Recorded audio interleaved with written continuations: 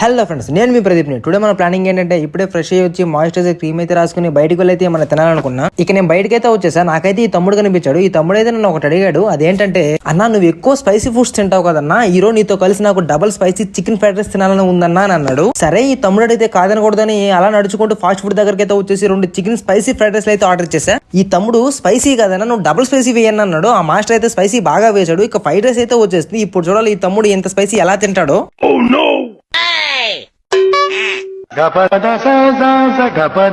తమ్ముడు నేను అప్పుడే చెప్పాను ఇంత స్పైసీ తినలేమని. స్పైసీ కాదన్నా నువ్వు డబుల్ స్పైసీ వేయన్నా అన్నాడు.